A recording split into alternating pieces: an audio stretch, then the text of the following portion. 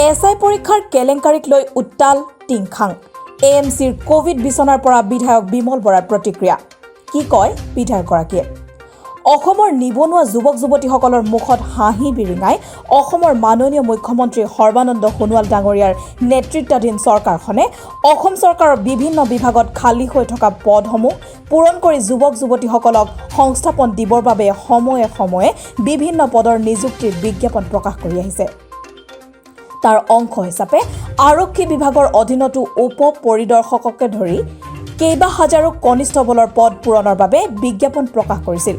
সেই অনুযায়ী যোৱা 20 ছেপ্টেম্বৰ তাৰিখে অসম আৰক্ষীৰ উপ পৰিদৰ্শক পদৰ বাবে লিখিত পৰীক্ষা অনুষ্ঠিত হৈছিল, য'ত এটা কৰ্মসংস্থাপন পাবৰ বাবে বহু হাজাৰ শিক্ষিত যুৱক যুৱতীয়ে পৰীক্ষাত অৱতীৰ্ণ হৈছিল।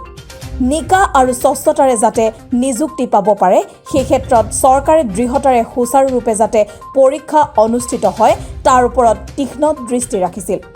দুৰ্ভাগ্যবশতঃ সেই পৰীক্ষা আৰম্ভ হোৱাৰ ক্ষন্তেক পিছতে খবৰ পোৱা গ'ল যে প্ৰশ্নকাকত আগতীয়াকৈ প্ৰকাশ হৈছে আৰু নিযুক্তিৰ বাবে ধনৰ লেনদেনৰ দৰে ঘটনা সংঘটিত হৈছে।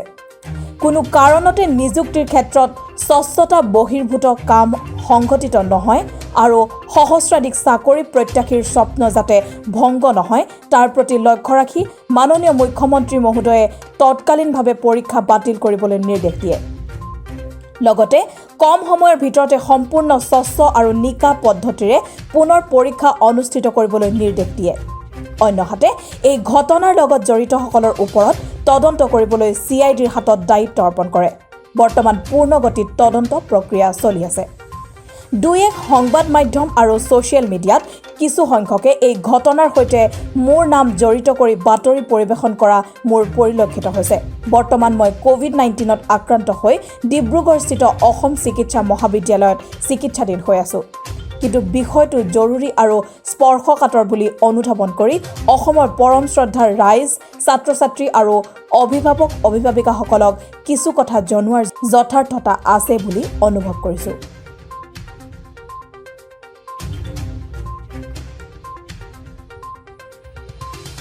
ছাত্ৰ অৱস্থাৰে পৰা বিভিন্ন সামাজিক কামত জড়িত হৈ সমাজ তথা ৰাইজৰ উন্নয়নৰ বাবে কাম কৰিবলৈ যত্ন কৰি আহিছোঁ। সমাজখনে দিয়া দিক নিৰ্দেশনা অনুসৰিয়ে বুজন হোৱাৰে পৰা নিজকে সমাজৰ দায়বদ্ধ এজন হিচাপে উপলব্ধি কৰি সমাজখনৰ হিতৰ বাবে যেতিয়াই যেনেকৈ প্ৰয়োজন অনুভৱ কৰা হয় তেনেধৰণে কিছু কাৰ্য ব্যৱস্থা ৰাইজৰ পৰামৰ্শমতে কৰিবলৈ চেষ্টা কৰিছোঁ। যদিহে সেই চেষ্টা কেতিয়াবা প্ৰতিযোগিতামূলক পৰীক্ষাত অৱতীৰ্ণ হোৱা যুৱক যুৱতীসকলৰ বাবে প্ৰস্তুতিৰ শিবিৰ, আন কেতিয়াবা আকৌ খেলুৱৈসকলৰ বাবে শাৰীৰিক প্ৰশিক্ষণ, যদি কেতিয়াবা বৃদ্ধসকলৰ বাবে চকু চিকিৎসা শিবিৰ, আন কেতিয়াবা ৰক্তদান শিবিৰ, যদি কেতিয়াবা মহিলাসকলক আৰ্থিকভাৱে স্বাৱলম্বী কৰাৰ উদ্দেশ্যে বোৱা কটা চিলাই প্ৰশিক্ষণ শিবিৰ, আন কেতিয়াবা কৃষকসকলৰ বাবে কৃষি প্ৰযুক্তিৰ প্ৰশিক্ষণ, আন কেতিয়াবা উচ্চ বা উচ্চতৰ মাধ্যমিক শেষান্ত পৰীক্ষাত উত্তীৰ্ণসকলক ভৱিষ্যতৰ দিনত উচ্চ শিক্ষা গ্ৰহণত সহায়ক হোৱাকৈ কেৰিয়াৰ কাউন্সেলিং, সমল ব্যক্তিৰ দ্বাৰা পৰামৰ্শ অথবা পাঠদান শিবিৰ। এনে পৰিক্ৰমা আমাৰ চলি আছে আৰু ভৱিষ্যতৰ দিনতো চলি থাকিব। পৰৱৰ্তীকালত ৰাইজে টিংখাং সমষ্টিৰ বিধায়ক হিচাপে দায়িত্ব দিয়াৰ পিছত সেই চিন্তা আৰু চেতনাৰে আগতকৈ অধিক উদ্যম আৰু দুগুণ উৎসাহেৰে কাম কৰাৰ হেঁপাহেৰে আগুৱাই যাবলৈ চেষ্টা কৰিছোঁ। সমষ্টিৰ ৰাইজৰ দীৰ্ঘদিনীয়া অপূৰ্ণ আশা আকাংক্ষাসমূহক বাস্তৱ ৰূপ দিয়াৰ চেষ্টা কৰাৰ সমান্তৰালকৈ সমষ্টিৰ যুৱক যুৱতীসকলকো স্বাৱলম্বনৰ দিশে আগুৱাই নিয়াৰ ক্ষেত্ৰত মনোনিৱেশ কৰা হৈছে। এই ক্ষেত্ৰত সততে আমাৰ যুৱক যুৱতী ছাত্ৰ ছাত্ৰীসকলৰ সৈতে যোগাযোগ চলে। তেওঁলোকৰ বিভিন্ন অনুৰোধ, আগ্ৰহ, পৰামৰ্শ অনুসৰি বিভিন্ন পদক্ষেপ সময়ে সময়ে হাতত লোৱা হয়। স্বাভাৱিকতে নিজৰ সমষ্টিৰ যুৱক যুৱতীসকলক আগুৱাই নিয়াটো সকলো বিধায়কৰে এটা সপোন থাকে। সেই সপোন মোৰো আছে। তাক সাকাৰ ৰূপ দিবলৈ সমষ্টিটোৰ শিক্ষিত যুৱক যুৱতীসকলৰ সংস্থাপন, স্বাৱলম্বন ইত্যাদিসমূহক সহায়ক হ'ব পৰাকৈ বিভিন্ন উদ্যোগ গ্ৰহণ কৰা হয়।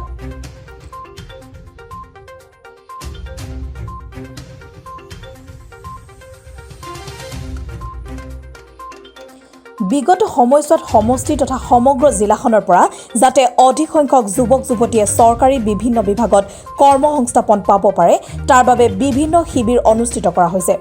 বিগত বৰ্ষসমূহতো টেট পৰীক্ষাত উত্তীৰ্ণ হ'ব পৰাকৈ প্ৰশিক্ষণ শিবিৰৰ আয়োজন কৰা সমষ্টিৰ লগতে জিলাখনৰ যুৱক যুৱতীসকলক টেঙাখাটস্থিত 19 অসম পুলিচ বেটেলিয়ান শিবিৰত অসম পুলিচৰ কনিষ্টবল পদৰ পৰীক্ষাত সহায়ক হ'ব পৰাকৈ শাৰীৰিক অনুশীলন দিয়া আদি অন্যতম।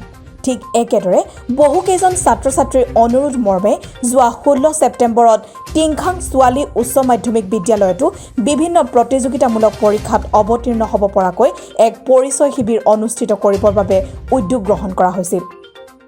এনেদৰে বিভিন্ন প্ৰতিযোগিতামূলক পৰীক্ষাত অৱতীৰ্ণ হ'বলৈ শিক্ষাৰ্থীসকলক যি মানসিক প্ৰস্তুতিৰ লগতে পৰীক্ষাগৃহত প্ৰয়োজন হোৱা অভ্যাসৰ বিষয়ে অভিজ্ঞ শিক্ষকৰ দ্বাৰা কিছু অনুশীলন কৰোৱা হয়, যাতে এজন পৰীক্ষাৰ্থীয়ে পৰীক্ষাগৃহত প্ৰৱেশৰ সকলো নীতি নিয়ম, হাতত কলম আৰু এডমিট কাৰ্ড লৈ যোৱা, মোবাইল ফোন নিনিয়া, OMR শ্বীট পূৰণ কৰোঁতে হ'বলগীয়া সাৱধানতা, সময়ৰ সদব্যৱহাৰ কৰা ইত্যাদিবোৰ মানি প্ৰতিযোগিতামূলক পৰীক্ষাত অৱতীৰ্ণ হ'ব পৰাকৈ সাজু কৰি তোলাটোৱে হৈছে পৰিচয় শিবিৰৰ মূল উদ্দেশ্য।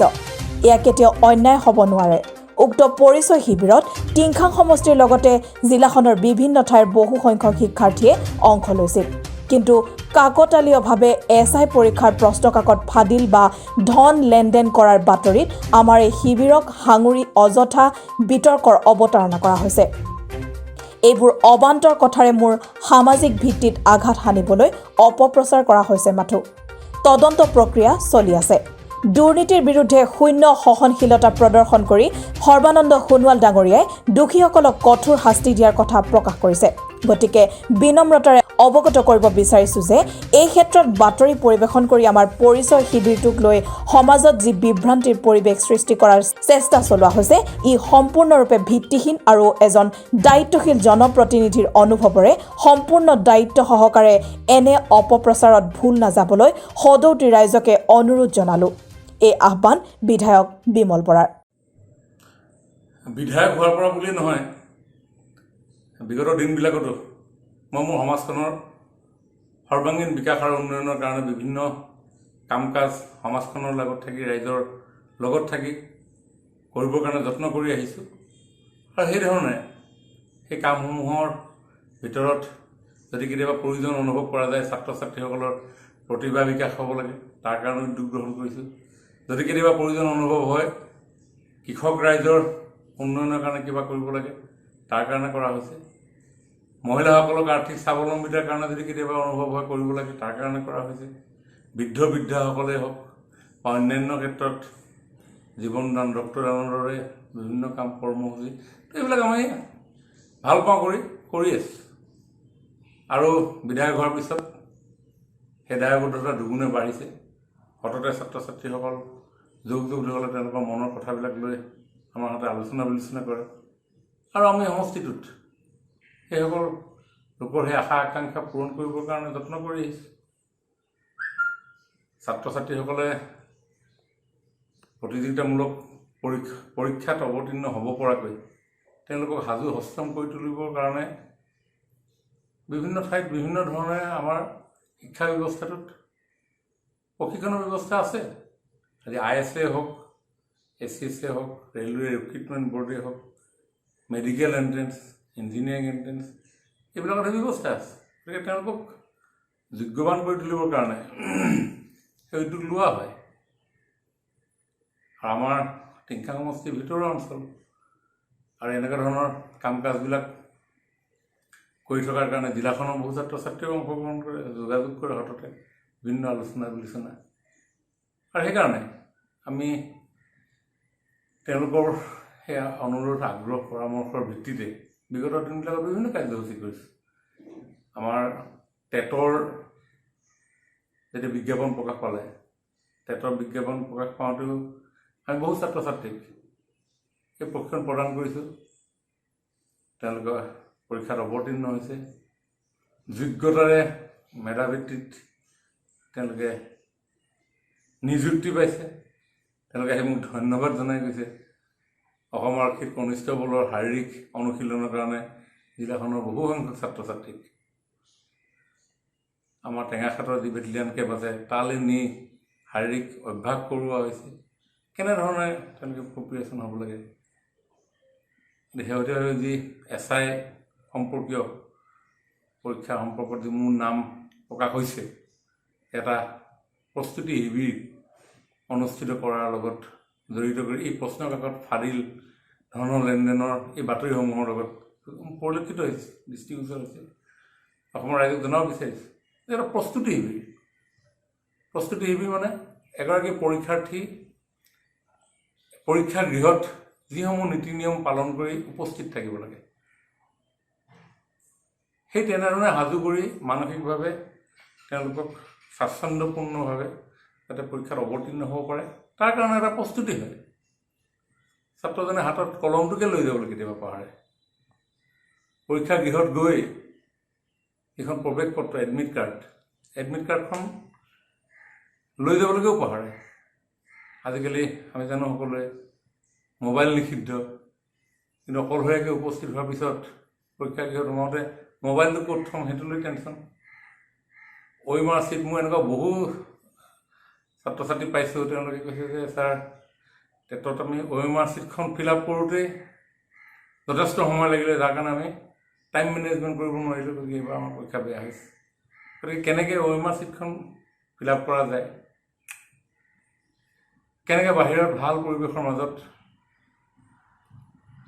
আমাৰ ছাত্ৰ ছাত্ৰী শিক্ষা পৰীক্ষাত অৱতীৰ্ণ হ'ব লাগে, তো এনেধৰণৰ বিষয়বিলাক লৈ পৰীক্ষাবিলাক, আৰু তাতে অভিজ্ঞ সমল শিক্ষকসকলে এইবিলাক বিষয়ে জনাই দিয়ে। তেনেধৰণে আমি এটা ছাত্ৰ ছাত্ৰীসকলক এটা প্ৰস্তুতি আমি কৰিছিলোঁ। কিন্তু যি 20 তাৰিখৰ দিনা এই সম্পৰ্কত যি বাতৰি প্ৰকাশ হ'ল, আৰু লগে লগে মাননীয় মুখ্যমন্ত্ৰী ডাঙৰীয়াৰ এই চৰকাৰ অহাৰ সময়তে স্পষ্টভাৱে কৈছে এখন দুৰ্নীতিমুক্ত অসমখন নিৰ্মাণ কৰিব লাগিব, নিযুক্তিত কোনো ধৰণৰ দুৰ্নীতি হ'ব নোৱাৰিব, আৰু চোকা দৃষ্টিৰে তেখেতে সকলো বিগত দিনসমূহত যিসমূহ নিযুক্তি হৈছে সেইবিলাক সম্পন্ন কৰিবৰ কাৰণে সক্ষম হৈছে। কিন্তু এচাম দুষ্ট চক্ৰই অসমৰ এনেধৰণৰ এই বাতাবৰণ মোটেও ভাল নাপায়। কিন্তু মুখ্যমন্ত্ৰী ডাঙৰীয়াৰ সেই দুৰ্নীতিমুক্ত যি নিযুক্তি যি চিন্তা, সেই চিন্তাক নৎসাত কৰিবৰ কাৰণে আমি দেখিলোঁ আজি প্ৰশ্ন কাকত ফাদিল হ'ল, আমি দেখিলোঁ ধৰণৰ লেনদেন হ'ল, আৰু সেইকাৰণে মুখ্যমন্ত্ৰীয়ে তৎকালীনভাৱে এই পৰীক্ষা বাতিল কৰিবৰ কাৰণে নিৰ্দেশ ঘোষণা কৰালোঁ। কম সময়ৰ ভিতৰত যাতে স্বচ্ছতাৰে আমাৰ ছাত্ৰ ছাত্ৰীসকলে এই পৰীক্ষাত অৱতীৰ্ণ হৈ নিকা আৰু মেধাৰ ভিত্তিত নিযুক্তি পাব পাৰে, তাৰ কাৰণে তেওঁ পুনৰ পৰীক্ষা অনুষ্ঠিত কৰিবৰ কাৰণে ঘোষণা কৰিছে, আৰু CID তদন্ত ঘোষণা কৰিছে। CID তদন্ত চলি আছে। কিন্তু যিবিলাকৰ লোকৰ নাম ইয়াত সাঙুৰ খাইছে আমি শুনিবলৈ পাইছোঁ। লাহে লাহে তদন্তৰ এই কথাবিলাক আৰু পোহৰলৈ আহিব। মুখ্যমন্ত্ৰী ডাঙৰীয়াই প্ৰত্যেকটো বিষয় সূক্ষ্মভাৱে নিৰীক্ষণ কৰি আছে, স্বাভিমানৰ কথা। গতিকে এই ক্ষেত্ৰত আইনে নিজৰ পথ ল'ব। কিন্তু আমি এই আমাৰ ছাত্ৰ ছাত্ৰীসকলক, গ্ৰাম্যাঞ্চলৰ ছাত্ৰ ছাত্ৰীসকলক এই যি এটা প্ৰশিক্ষণ শিবিৰক লৈ আমাক এই গোটেই এনেধৰণৰ পৰিৱেশটোৰ মাজত সোমোৱাবৰ কাৰণে কিছু সংবাদ মাধ্যমৰ ছ'চিয়েল মিডিয়াত বা বাতৰি পৰিৱেশন কৰা দেখিছোঁ, এই কথা সম্পূৰ্ণৰূপে ভিত্তিহীন কথা।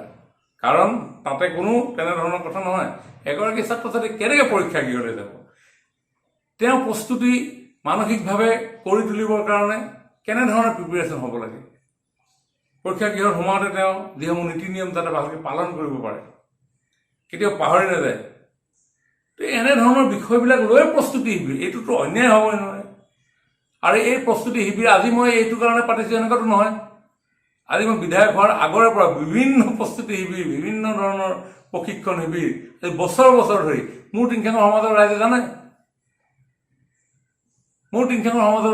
মোৰ দায়বদ্ধতা আছে।